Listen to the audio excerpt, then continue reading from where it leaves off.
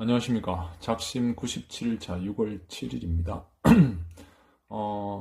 창세기 25에서 35장 총 8장 정도 읽었습니다. 내용 정리로는요, 지난 시간에 이어서 창세기 15장부터 하겠습니다. 자, 15장에 여호와의 말씀이 환상 중에 아브라함에 이르라 아브라함아 두려워하지 말라. 나는 내 방패요 나의 지극히 큰 상급이다 했습니다. 그자 아브라함이 나는 자식이 없는데 상속자는 어디에? 이 상속자는 이 다메섹 사람 엘리에셀이다 했죠. 자, 지도를 보면요. 자, 하란에 있다가 이쪽에서 이제 레바논, 다메섹이 근처가 레바논이라네요. 여기 레바논에서 다메섹이고요. 다메섹 사람이 이제 상속자로 받을 거고, 그 다음에 가나안 땅에 지금 머물고 있죠. 가나안 땅 여기에 마우스 보이죠? 그러자 하나님께서 말씀하십니다. 그 사람, 네 다메섹 사람은 아니고 4절에 내 몸에서 날 자가 내 상속자가 되리라. 그 당시에 아브라함이 자식이 없었는데요. 6절에 자 6절에 아브라함이 여호와를 믿으니 여호와께서 그의 의로 여기셨다. 믿음이 의라는 거죠. 예. 하나님 말씀이 믿는 것도 의가 되네요. 자, 또 아브라함의 자손은 지금 있지도 않은 자손에 대해서 하나님이 예언하십니다. 13절 여호와께서 아브라함에 이르시되 내 자손이 계기 되어서 그들을 400년 동안 내 자신을 괴롭힐 거고 섬겨야 된다. 계기 될 것이다. 이런 것까지. 그리고 18절에 언약을 세워 이르시되 이 땅을 애굽 강가부터 큰 강 유브라데까지 내 자손에게 주리라 했습니다. 어느 정도냐면요. 애굽이니까 여기 이집트 이쪽이겠죠. 이쪽에서부터 유브라데 강 여기까지죠. 한 요 정도까지 이제 자손들이 계속 이제 차지를 할 수 있다는 거죠.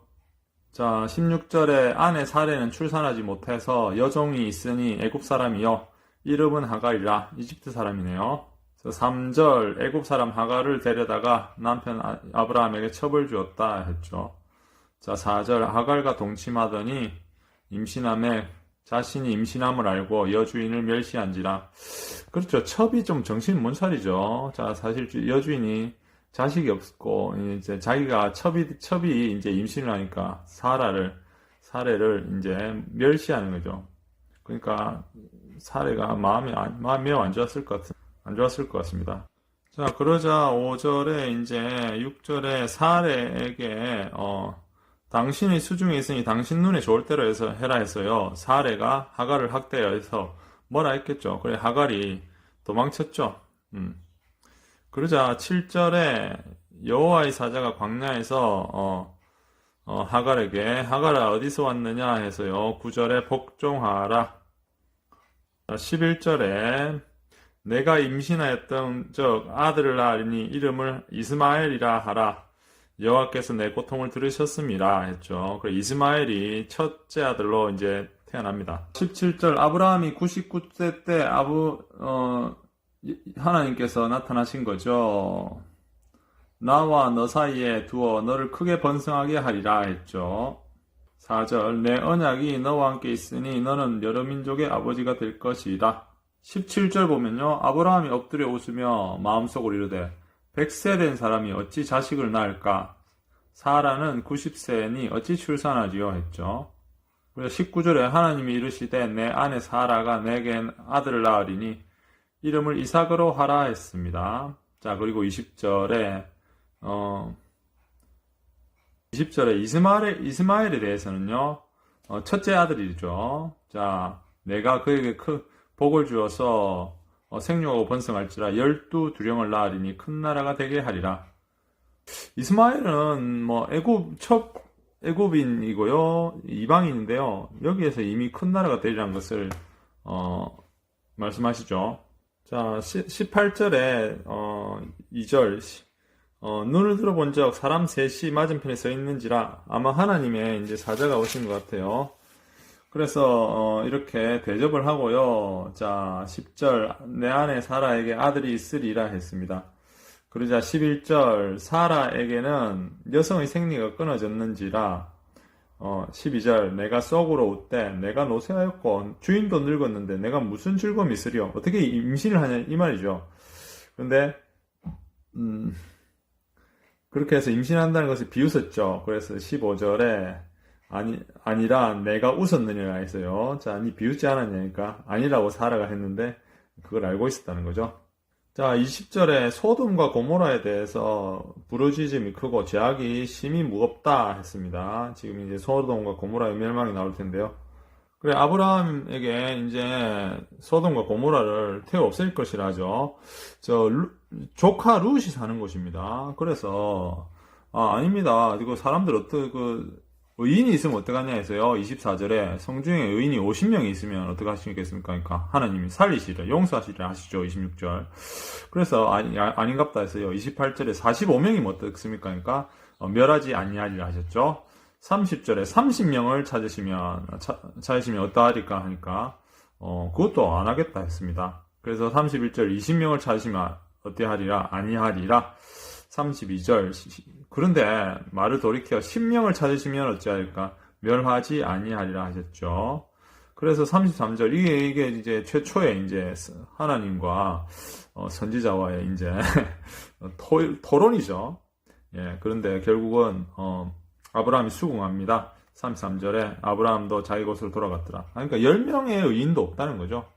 자, 19장에 두 천사가 소돔에 이르니 마침내 롯이 소돔 성문에 있다가 엎드려 절하해서 롯도 이제 두 천사를 구분할 수 있는 사람인가 봐요. 자, 그 집에 데려가니까요. 5절에 소돔 사람들이 그 소문을 듣고요. 내게 온 사람들이 어디 있느냐?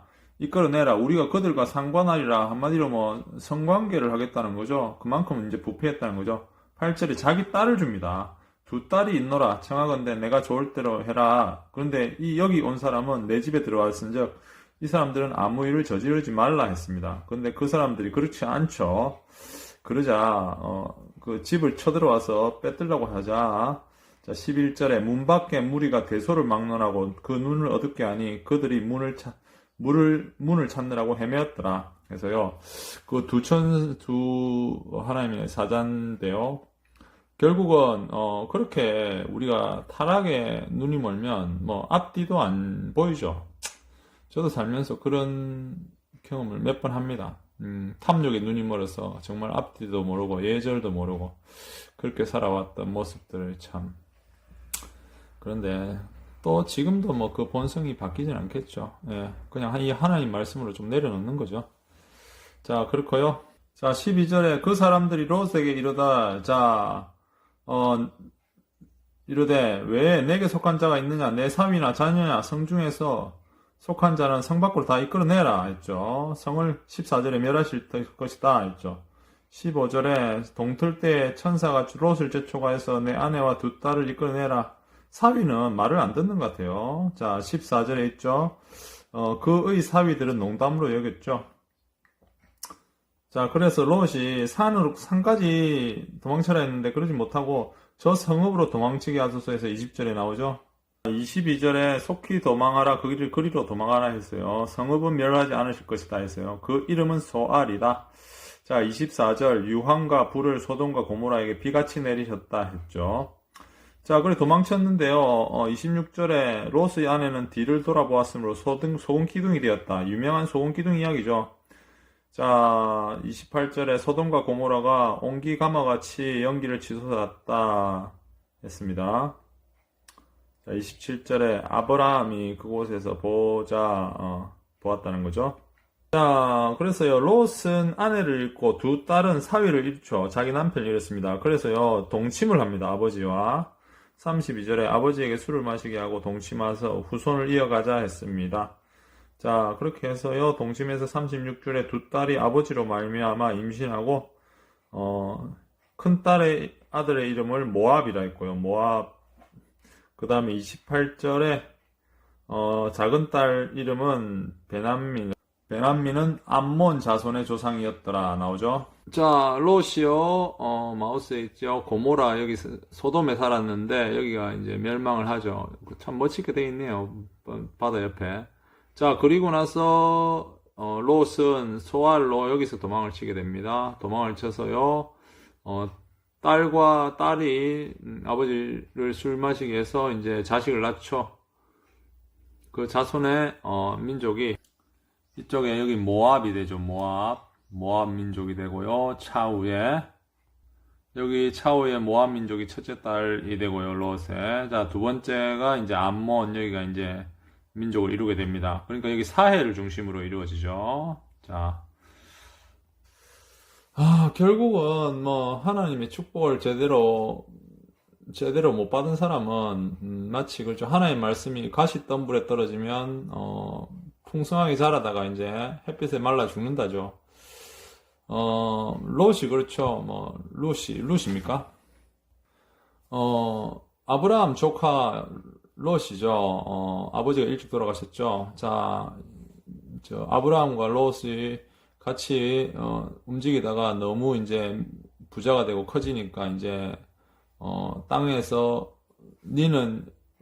아브라함이 네가 좌로 가면 내가 우로 가고 우로 가면 좌로 할게 해서 롯이 이제 어디인가 소돔과 고모라 근처에서 여기가 참 바다 옆이고 해서 좋다고 바다 옆이고 물도 많고 해서 푸르다고 해서 좋아서 거기 소돔과 고모라에 남고요. 그 다음에 아브라함은 또 이제 다른 곳을 가게 되죠. 그런데 그렇게 고른 롯의 땅이 이제 나중에 멸망하게 됩니다. 그래서 전 재산을 잃죠. 그래서요, 게다가 아내도 잃어버리고 사위도 잃어버려서 이제 결국은 딸이 이제 자손을 이어야 되는 또 참혹한 또 이런 참 부끄러운 역사가 시작되는데요. 예, 그렇습니다. 저도 뭐 비슷한 심정입니다. 죄를 짓거나 아니면은 바른 삶을 살지 못한 사람이 선택하는 것은 제대로 된 결과가 나오지를 못하죠. 저도 이제는 좀 그런 삶을 좀 그만두고 싶어서 어제도 뭐 하루 금식을 해봤는데요. 엄청 배고프네요. 어쨌든 뭐 주어진 대로 만큼 살아야 되지 않겠습니까? 예, 여러분들 요 사이에 또 지나간 과거를 또 많이 또 제대로 참여하지 못하고 희망보다는 절망, 제가 지은 여러 가지 것들에 대한 절망이 많이 느껴지는 시간입니다. 예, 그래도 계속 가야 되겠죠? 예, 감사합니다.